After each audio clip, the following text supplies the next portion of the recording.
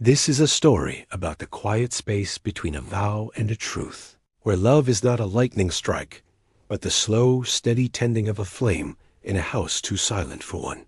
It is a promise that the most profound declarations are not shouted in the storm, but whispered in the stillness when a hand is offered and another is, with careful trust, finally taken. Elias Thorne understood the language of an empty house. It spoke in the single plate he washed after supper, the undisturbed dust on the second chair, and the perfect cold hollow on the far side of his bed. His homestead, nestled in the curve of Blackwater Creek, was a place of orderly solitude. The sun rose, he worked the land; the sun set, he banked the fire. His life was a series of straight lines and hard-earned certainties, a fortress built against a past that had taught him the cost of wanting anything more. The silence was his companion, a steady presence that asked for nothing. He had convinced himself it was enough. He would chop wood until his shoulders ached, patch his own worn shirts with clumsy, thick stitches, and watch the lamplight flicker against the log walls, his shadow his only company. Loneliness was a familiar ache, one he had learned to carry like any other tool. But some nights the quiet pressed in, and he would find himself standing at the window, staring out at the vast, dark expanse, a yearning so deep it had no name tightening his chest. He would latch the door, the sound of the bolt sliding home echoing the closing of his own heart, and turn back to the empty room. It was on the precipice of such a night, after a long week and a trip into the small, dusty town of Redemption for supplies, that the orderly lines of his life were irrevocably broken. He had only gone to the saloon for a quiet drink before the ride home, but the raw, ugly tension near the door had snagged his attention. And he saw her. He had seen her before, a phantom at the edge of town, always with her head down. But now she stood on a crate, her father's hand gripping her arm, her face pale but her spine straight. The man beside her, Silas Croft, was old, his wealth a visible stench of entitlement. It wasn't a marriage proposal. It was a transaction, a debt being paid with flesh, and the room's silence was one of complicity. Elias watched, his jaw tight, as men murmured and looked away. He saw the tremor in her hands, the fierce, proud terror in her eyes. It was a look he recognized. It was the look of a survivor cornered, and it cracked something open in his chest. Before he fully understood his own intent, his voice, rough from disuse, cut through the grime. "I'll double it." A stunned silence fell. Croft turned, his face a mask of sour disbelief. Her father looked greedy. But Elias only looked at her. He stepped forward, his gaze never leaving hers. "Not for purchase," he said, the words coming steady and clear. "For a name, my name, if she have it." He saw the flicker in her eyes, not of hope, but of a desperate, calculated choice. The preacher was summoned, the paper signed with Croft's impotent fury burning a hole in the room's atmosphere. Elias Thorne, a man who sought nothing, had just bound himself to a stranger. As he helped her down from the crate, his touch careful on her elbow, he spoke the first true vow between them, a quiet promise in the din. "You are safe now." And as he led her from that suffocating room, the weight of another person's existence beside him was a terrifying, sacred thing. The ride back to his homestead was silent, the only sound the plodding of his horse and the rustle of the summer leaves. He had brought her into his quiet, and now he had to face the echo. Annelise followed him into the small, clean cabin. The air inside was cool, and smelled of wood smoke and dried herbs. It was a man's space, sparse and functional, but it was not unkind. A single bed, neatly made, stood against one wall. One chair was tucked into a simple plank table. One mug sat upturned beside the wash basin. The crushing weight of his solitude was in every corner of the room, and for the first time since her father had shoved her onto that crate, a sliver of something other than fear pierced through her. He hadn't spoken a word on the ride, had simply offered her a hand down from the horse, and led the way to the door, his presence a solid, unreadable wall beside her. Now he gestured vaguely toward the room. "It's not much," Elias said, his voice low, as if he were disturbing the peace. He did not look at her, instead busying himself with the fire, adding a log and stoking the embers. "You can have the bed." He said it like an offering and a retreat all at once, his shoulders tense. Annelise clutched the small bundle of her belongings, everything she owned in the world, and took a steadying breath. She was a survivor. Survival meant seeing the landscape for what it was, and the man before her was not a predator. He was something far more complicated. She looked at his back, the worn fabric of his shirt stretched taut over his shoulders. He was capable and strong. That was plain to see. But there was a quietness to him that went deeper than a lack of words. "And you?" she asked, her own voice startlingly clear in the silence. He finally turned, his gaze meeting hers for a brief, searing moment before glancing away. His eyes were the color of a summer sky just before a storm. "I'll make a pallet by the fire." It was not a discussion. It was a boundary, drawn out of a fierce, protective honor that she could feel radiating from him. He was protecting her, yes, but he was also protecting himself. She understood boundaries. She had lived her life defending them. She nodded, accepting the terms he had laid out. This was not a marriage. It was a sanctuary, and he was its stoic guardian. She would not push. She would watch, and she would learn. That first night, she lay in his bed, the sheets smelling faintly of him, of sun and earth, and listened to the sound of his breathing from the floor. It was a steady, quiet rhythm in the profound silence of the cabin. For the first time in years, she was not listening for the angry stomp of her father's boots or the grating sound of a lock turning. She was listening to the sound of a man keeping a promise. The moon cast a silver sliver of light through the single window, illuminating the line of his jaw as he slept. In that moment, she made a vow of her own. She would not be a burden here. She would earn her keep, not as a wife, but as a partner in this strange, silent truce. When the dawn came, gray and soft, she was already awake. She rose quietly, careful not to disturb him, and found the water pump outside. By the time he stirred, she had a fire going and water heating. He sat up, his hair tousled, a look of unguarded surprise on his face. She met his gaze and gave a small, almost imperceptible nod. She was not the girl from the saloon. She was Annelise. And this was her first morning in her new life. The days settled into a rhythm, a quiet choreography of shared domesticity. They moved around each other in the small cabin with a careful, deliberate grace. Words remained sparse, but a new language began to form between them, spoken in gestures and deeds. Annelise learned that Elias took his coffee block, and she made sure a hot mug was on the table when he came in from the morning chores. He, in turn, noticed she favored the shadier side of the porch in the afternoon heat and quietly moved the bench one morning before he left for the fields. It was a conversation held in acts of consideration. One evening she found him squinting at a tear in his shirt sleeve under the flickering lamplight, a needle and thread in his large, capable hands. His stitches were clumsy, pulling the fabric into a tight, uneven pucker.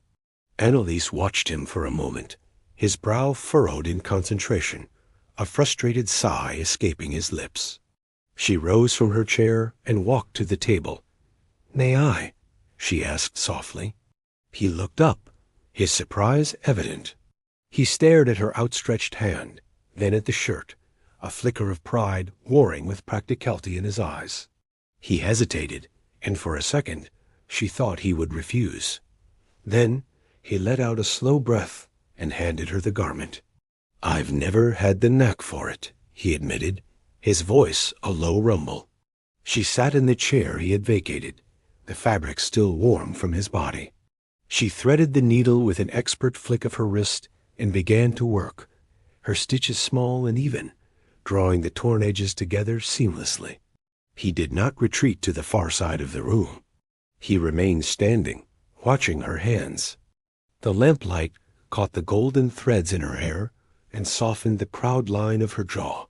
He saw the strength in her fingers, the focused intent in her eyes. She was not just mending a shirt. She was mending the space between them, stitching together a fragile trust with each pass of the needle. When she was finished, she held it up for his inspection. The seam was a neat, almost invisible line. "Thank you," he said, his voice thick with an emotion he could not name. He reached for the shirt, and his fingers brushed against hers. The contact was brief, a spark of warmth in the quiet room, but it sent a jolt through both of them. They pulled their hands back as if burned, a sudden, sharp awareness arcing between them. The air grew thick with unspoken things. I could show you how," she offered, her voice barely a whisper, a way to fill the charged silence. He swallowed, his gaze dropping to her hands, now folded in her lap. All right, so began their lessons. She would guide his larger hands, her touch feather-light on his as she showed him how to hold the needle, how to pull the thread just so. And in return, he found ways to teach her. He showed her which plants in the woods were for healing and which were for eating. He pointed out the constellations in the vast, ink-black sky, giving her the names of the stars as if they were old friends. These moments became the bedrock of their connection, small islands of shared purpose in an ocean of silence. He was a man of service, and she was a woman of agency. He offered his strength, and she met it with her own, creating a delicate, unspoken balance. The house was no longer his alone. It was theirs. The loneliness that had once been a constant, dull ache in Elias's chest had begun to recede, replaced by a quiet, humming awareness of Annelise. Her presence had reshaped the very air in his home. He found himself listening for the soft scuff of her shoes on the floorboards, for the low hum of a tune she sometimes sang while she worked.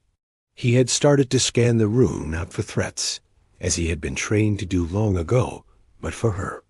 To see if her shoulders were slumped with weariness, to notice if her cup was empty. One evening, a cool breeze whispered through the open window, carrying the scent of rain and damp earth. Annelise shivered, rubbing her arms. Without a thought, Elias rose, took the warm wool blanket from the foot of the bed, her bed, and draped it around her shoulders. She looked up at him, her eyes wide and dark in the lamplight. It was a simple, protective gesture, but it felt monumental. "Thank you," she whispered. He just nodded, his throat tight, and returned to his seat, the space between them humming with a gentle warmth that had nothing to do with the fire. His pallet on the floor felt harder these nights, the distance across the room a vast, echoing chasm.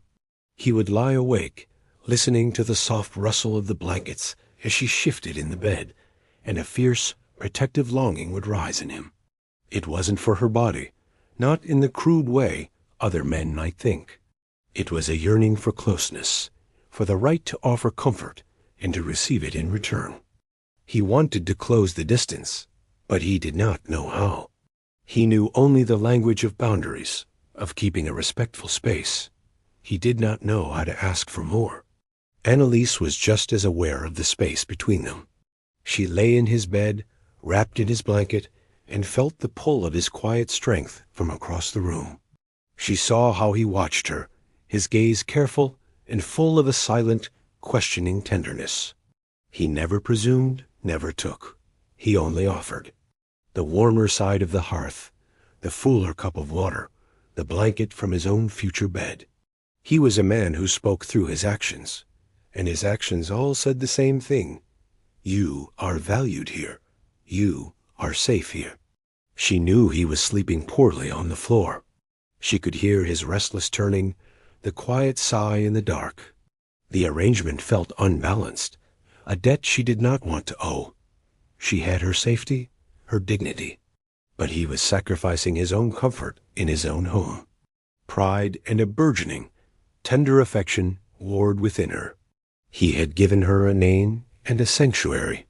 She wanted to give him something in return, a measure of comfort, a measure of peace.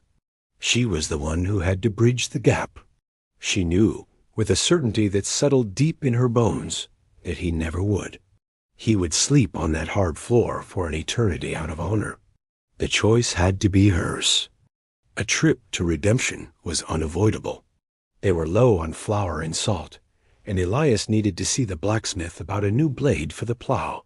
The tension in the wagon on the ride into town was a living thing, a stark contrast to the comfortable silence that had grown between them at the homestead. Here, they were not just Elias and Annelise.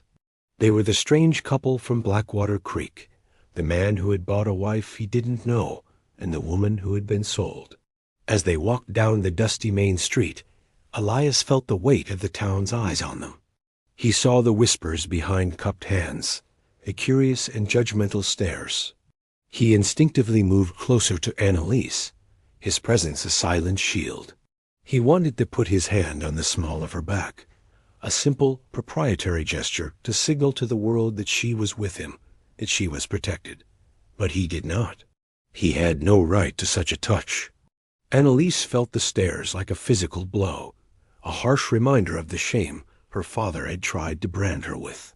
She lifted her chin, her back straight, refusing to cower. But when she saw Silas Croft standing on the porch of the mercantile, his cold, reptilian eyes fixing on her, a chill of pure dread snaked down her spine. He did not approach. He simply watched, a cruel, knowing smirk playing on his lips. It was a look that said, "You still belong to me." Elias saw the direction of her gaze, saw the slight tremor in her hands. His own hand twitched, wanting to reach for the pistol holstered at his hip.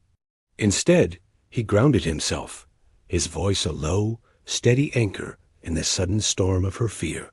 "We'll go to the blacksmith first," he said, his tone leaving no room for argument. He guided her past the mercantile, placing himself between her and Croft's leering gaze. In the ringing clangor of the blacksmith's shop, surrounded by the heat and smoke of the forge, the world outside fell away for a moment. Elias spoke with the blacksmith, his voice calm and sure, discussing the temper of steel and the turn of the weather. Annelise watched him, seeing not just a homesteader, but a man respected for his knowledge and his quiet competence. When their business was done, and they stepped back into the harsh sunlight, she saw that he had bought her something. He held out a small paper-wrapped parcel. "For your sewing," he said gruffly, avoiding her eyes. Inside were 3 new needles, and a spool of fine dark blue thread, the color of a twilight sky. It was a small thing, a practical thing. But it was a gift. It was a token that said, "I see you. I see your work. I value it." Her throat grew tight. "Thank you, Elias," she said, and for the first time his name felt soft and familiar on her tongue. He gave a short, sharp nod, a flush creeping up his neck. The ride home was as silent as the ride in, but the quality of the quiet had changed once more. The stares and the whispers of the town, Croft's venomous glare, they had tested the fragile structure of their arrangement. But instead of shattering it, they had forged it into something stronger. Elias had shielded her. She had stood tall beside him.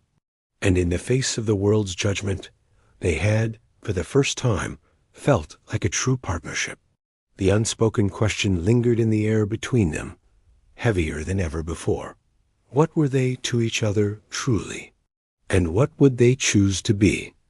That night, the chill in the air had a sharper edge. The fire crackled, a small bastion of warmth against the encroaching dark, but the cabin felt vast and cold. Elias lay on his pallet, the hard floorboards seeming to leach the heat from his body. He stared at the ceiling, listening to the wind sighing around the corners of the house. He heard Annelise shift in the bed, the rustle of the blankets a stark reminder of the few feet of space that separated them, a distance that felt as wide as a canyon. He could not go on like this. The pretense of their arrangement, the careful distance, was becoming a torment. From her side of the room, Annelise listened to the sound of his quiet, restless turning. She saw the tension in his shoulders when he thought she wasn't looking, the weariness in his eyes that had nothing to do with the hard labor of the farm. This house was his home, yet he took his rest like a guest, an outsider. The imbalance of it was a constant, low-grade ache in her heart. She had made her decision on the ride home from town, after seeing the quiet, fierce way he had shielded her from Croft's gaze. She had chosen. Now she had to find the words. She sat up in the bed, a blanket pooled around her waist. "Elias?" Her voice was soft, but it cut through the silence like a blade. He went still. After a long moment, he answered, his voice rough with sleep or something else entirely. "Yes." She took a breath, her heart hammering against her ribs. This was her agency, her choice. She was initiating, setting the terms. "I will not have you sleeping on the floor in your own home any longer." The silence that followed was absolute. He did not move, did not speak. She could feel the weight of his attention, a focused, intense stillness. "There is room enough in the bed," she continued, her voice steady despite her trembling hands. "For sleeping. Only for sleeping. For warmth." She had laid her boundary and her invitation out with plain, clear words. There could be no misunderstanding. The choice was now his. He slowly pushed himself up, his silhouette a dark, powerful shape against the firelight. He turned to face her, and though his features were lost in shadow, she could feel his gaze on her, searching, questioning. He walked to the edge of the bed and stood there, a profound and respectful distance between them still. "Annelise," he said, and the sound of her name in his mouth was an intimate touch. "Only if you want."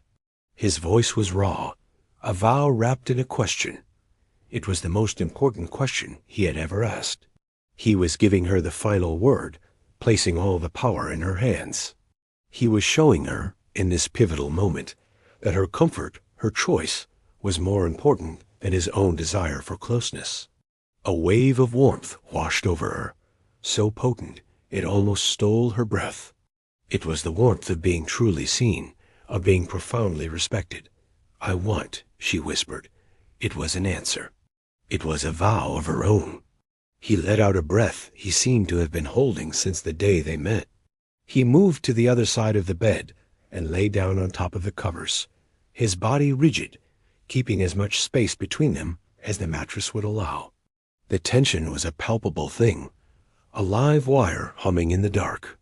But beneath it, a new foundation was settling. Trust, explicitly given, honorably received. They lay side by side in the dark, two solitary souls who had chosen not to be alone, the promise of warmth more powerful than the heat of any flame. The morning after their first night sharing the bed, a new and delicate intimacy settled over the cabin. Nothing had happened but sleep, a shared warmth in the cool darkness, yet everything had changed. They moved with a heightened awareness of one another, the space between them no longer a gulf of propriety, but a field of quiet potential. The small domestic routines they had established took on a deeper resonance. When he handed her the coffee mug, his fingers brushed hers, and this time neither of them pulled away. It was during this period of burgeoning trust that Silas Croft chose to make his move. He arrived on a Tuesday, his fine buggy a stark, ugly intrusion against the rustic simplicity of the homestead. Elias saw him from the field, and his body went rigid, a cold, protective instinct flooding his veins. He unholstered his pistol, checking the load not with aggression, but with a grim sense of readiness. He walked to the house, his stride long and purposeful, and met Croft on the porch.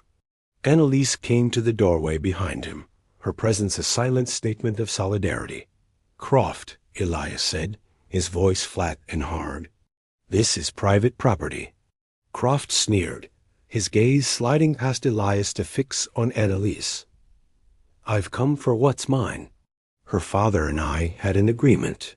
The pittance you paid doesn't negate it. The papers were signed." "She is my wife," Elias stated, his hand resting loosely on the hilt of his gun. He was a wall of quiet, immovable force. A piece of paper signed under duress, Croft countered, taking a step forward. She belongs with me. A girl like that needs a man who can provide for her properly, not some dirt-scrabbling farmer playing at house. Annelise flinched at the insult, but Elias didn't so much as blink. His focus was absolute. The only thing she needs is a choice, Elias said, his voice dropping to a low, dangerous growl. And she made it. Now get off my land. Croft's eyes narrowed, glittering with malice. He looked from Elias's cold, steady gaze to Annelise's proud, defiant one. He saw their united front, the unspoken communication that passed between them in a single glance. He was a predator, and he recognized a battle he could not win through simple intimidation. "This isn't over," he hissed, spitting on the ground near Elias's feet. "There are other ways. The law might be interested to know the circumstances of this so-called marriage." He turned on his heel and stormed back to his buggy, leaving a trail of poisonous silence in his wake. As the buggy disappeared down the track, the tension finally broke.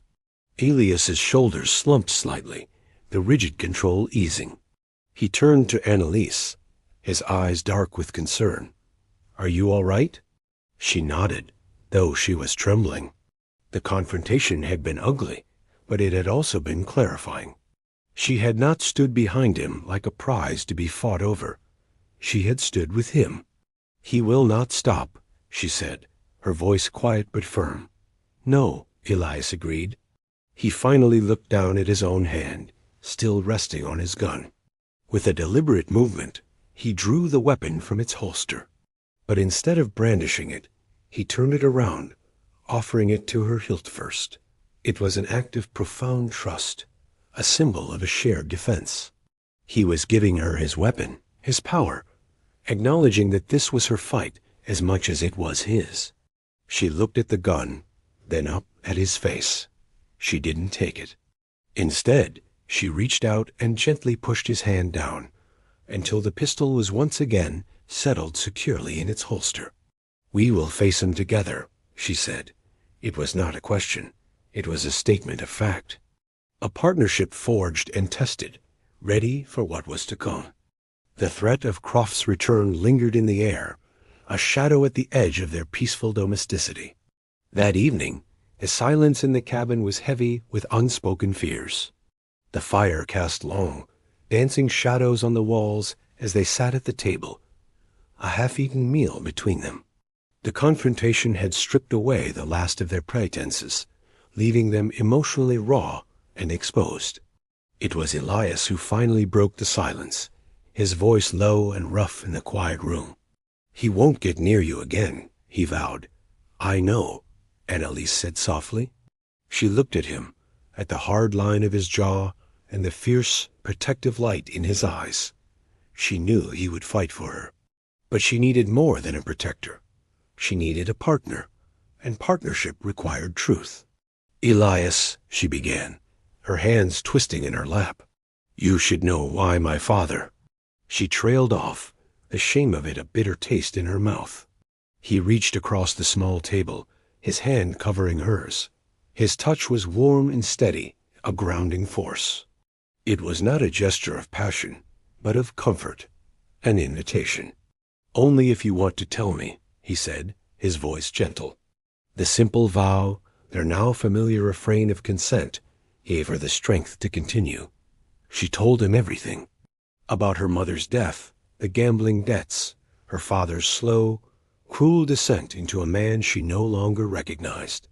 She spoke of the years of being treated as a commodity, a bargaining chip, culminating in that horrific afternoon in the saloon. She did not cry. Her voice was flat, a recitation of facts that had shaped her into the survivor she was. Throughout her story, Elias listened, his thumb stroking the back of her hand in a slow, soothing rhythm. He did not interrupt, did not offer platitudes. He simply held her hand and listened, his presence a testament of unwavering support. When she finished, the silence that fell was different. It was not empty. It was full of shared understanding. "He's a weak man," Elias said finally, his voice laced with a cold contempt for her father. He threw away what was most precious. Annelise looked up, meeting his intense gaze. "And you?" she asked softly. "Why are you here alone?" It was his turn to be vulnerable. He pulled his hand back, a muscle working in his jaw. He stared into the fire, his past flickering in the flames. He spoke of the war, not of the battles, but of the aftermath. Of coming home to find his family gone, taken by fever while he was away fighting for a cause he no longer understood. He spoke of the rootless years that followed, of the loneliness that had been his only constant companion until he found this piece of land.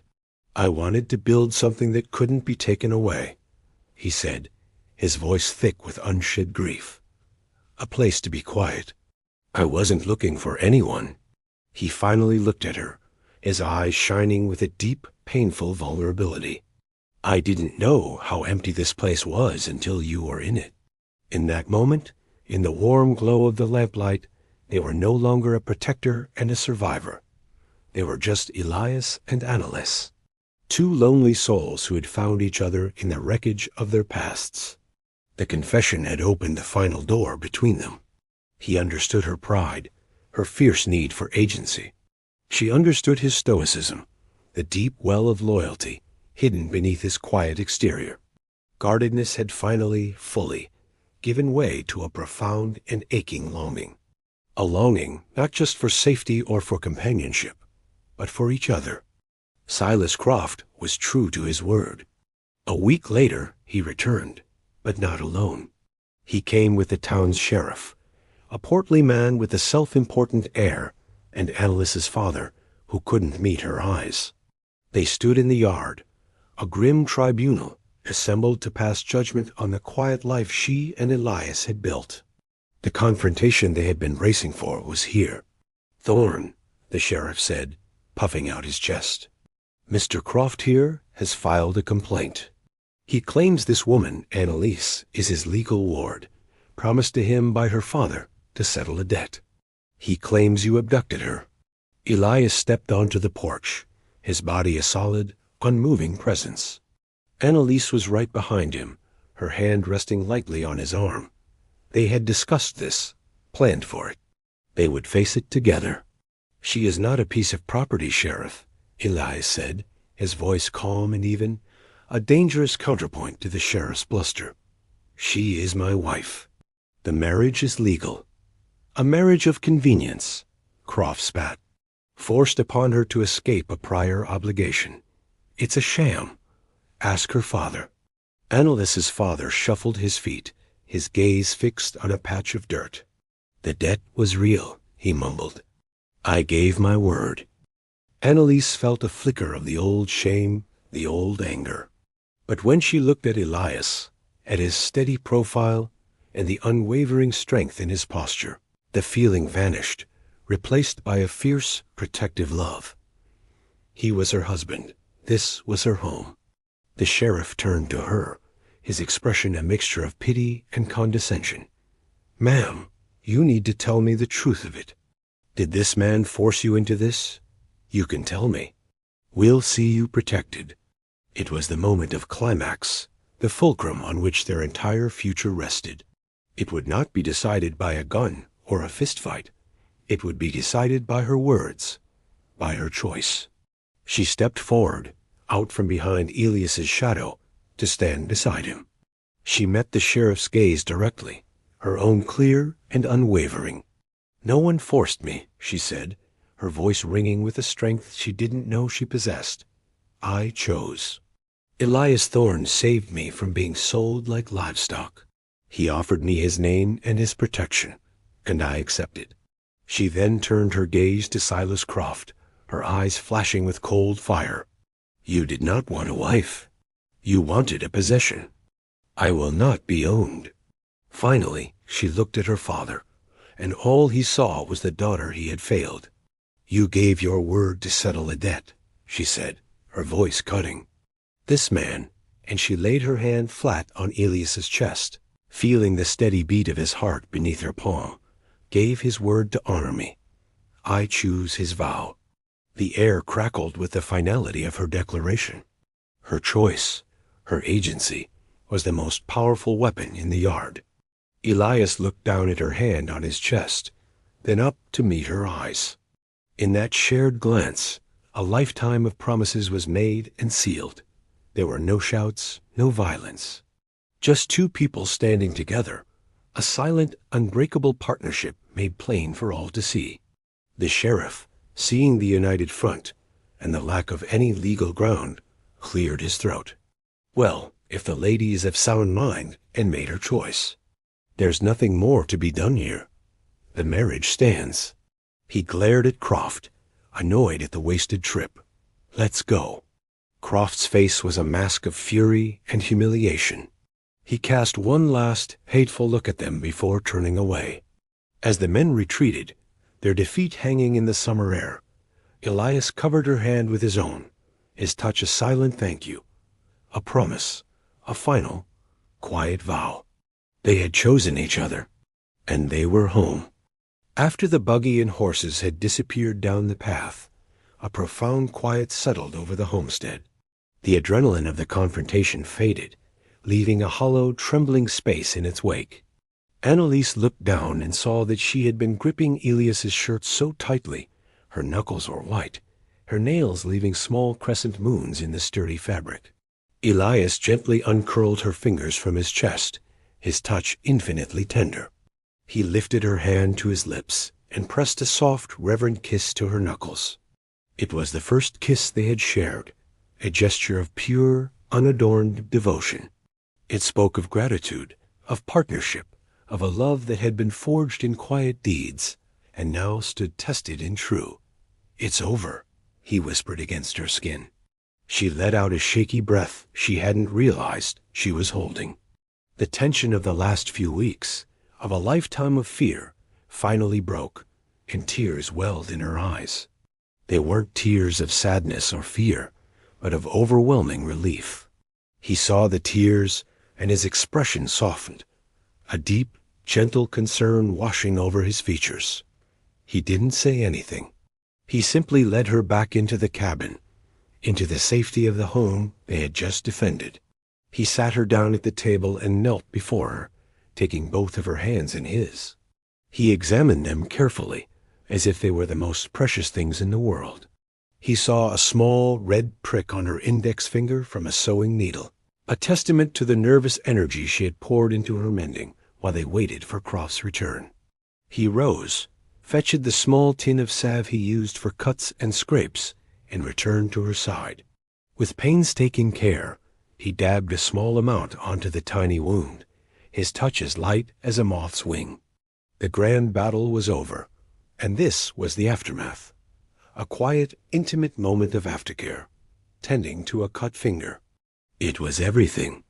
When he was done, he looked up at her, his eyes the color of a clear sky after a storm. "Are you hungry?" he asked. She realized she was famished. In the warm glow of the kitchen's lamplight, he moved with a newfound ease, a grace that came from the lifting of a great burden. He sliced bread and cheese and warmed the leftover stew from the night before. He worked without speaking, but the silence was comfortable, a shared blanket of peace. He set a plate before her, the fuller of the two, and then sat opposite her. They ate, the simple sounds of spoons against bowls a comforting rhythm. As she ate, a drop of broth fell on the back of her hand. Before she could wipe it away, he reached across the table and gently wiped it clean with his thumb, his gaze holding hers. The gesture was so intimate, so domestic, it made her heart ache with a sweet, unfamiliar joy. This was the language he spoke. This was his love, shown in a healed finger, a shared meal, a gentle touch. This was the quiet promise of 1,000 small moments of care, stretching out before them into a future they had chosen, together. In the days that followed the confrontation, a new, lighter atmosphere filled the small cabin. The ever-present threat was gone, and in its place, a hopeful, tender peace had bloomed. They moved with an easy familiarity, the spaces between them no longer fraught with tension, but filled with a comfortable, humming affection. The bed was no longer just a practical arrangement for warmth. It was a sanctuary. They would lie side by side in the darkness, talking softly of small things, the stubbornness of a particular weed in the garden, the way the light hit the creek in the early morning. It was in these quiet, lamplit confessions that their bond deepened into something unbreakable. One evening, as a soft rain pattered against the roof, Elias was sitting at the table, carefully carving a small piece of wood. Annelise sat nearby, mending a seam in one of his shirts, the blue thread he had bought her a vivid line against the worn fabric. She watched his hands, so large and calloused, move with a surprising delicacy and precision. He was completely absorbed in his work, his brow furrowed in concentration. The candlelight softened the hard lines of his face, revealing the gentle, honorable man she had come to love. "What are you making?" she asked softly.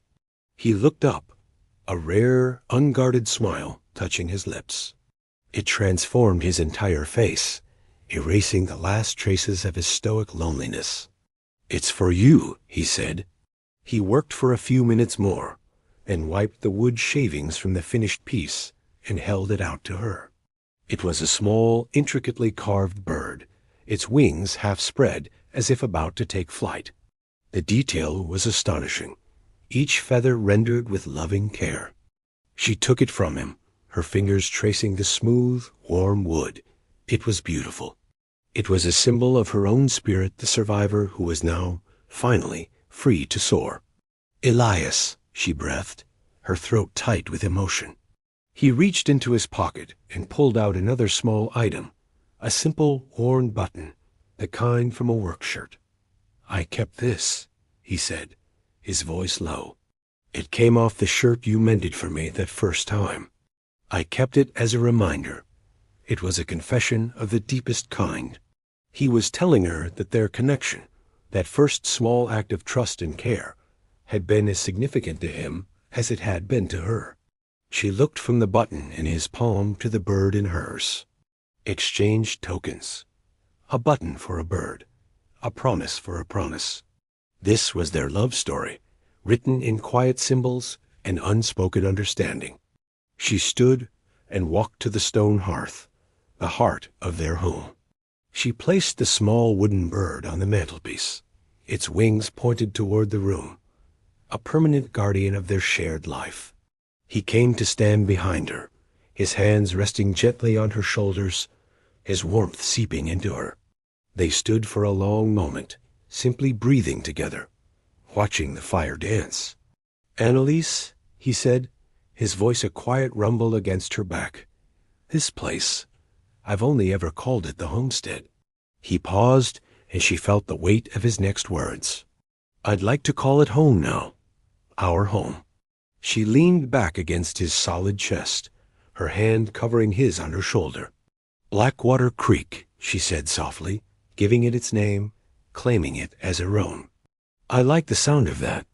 It was not a grand declaration, but a quiet vow of a shared future, a named home, a found family, a love that had grown slow and steady in the heart of the quiet. The first true morning of their new life dawned clear and bright. When Elias woke, Annelise was still asleep beside him, her face soft in the early light, her hand resting on his side of the bed as if reaching for him. He lay still, watching her breathe, a profound sense of peace settling over him. For years he had woken to silence and solitude. Now he woke to this, to her. This simple fact felt like a miracle, a quiet grace he had never thought he would be granted. He rose carefully, not wanting to disturb her, and moved about the cabin with the silent competence she had come to know so well. He started the fire, put the coffee on to boil, and stepped outside. The air was crisp, washed clean by the night's rain. He looked out over his land, their land, and for the first time, it did not feel like a fortress against the world, but like a beginning, a place where something beautiful could grow. When Annelise woke, the rich aroma of coffee filled the air. She saw Elias standing on the porch, his back to her, looking out at the rising sun. She wrapped the blanket around her shoulders and went to join him. He turned as she approached, his eyes holding a warmth that mirrored the morning light.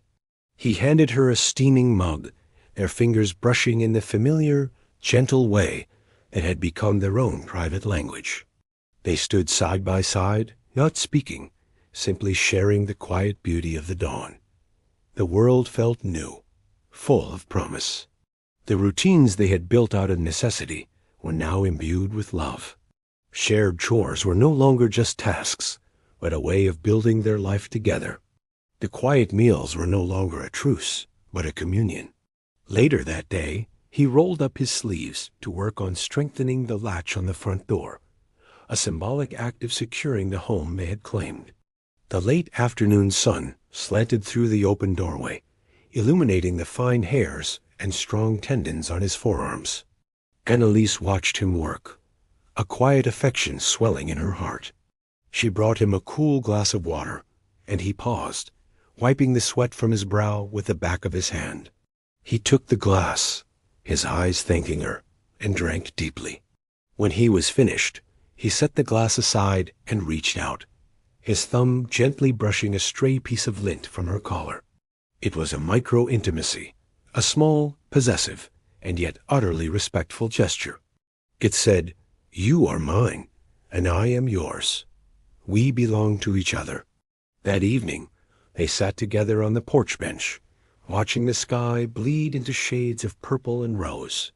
The silence between them was no longer a void to be filled, but a shared space of perfect understanding. He took her hand, his thumb stroking her palm in the slow, soothing rhythm that was uniquely his. "I will keep you warm," he had once promised her. "You are safe here." These simple, plain speech vows had been the foundation of their love. Now he made a new one for the future they were building. He looked at her, his heart in his eyes. "I will spend the rest of my days showing you that you are cherished, Annelise Thorne." She leaned her head on his shoulder, her heart full. She did not need grand pronouncements. His love was in the mended shirt, the carved bird on the mantel, the steady presence beside her. It was in every quiet gesture, every careful touch, every shared dawn. And it was more than enough. It was everything.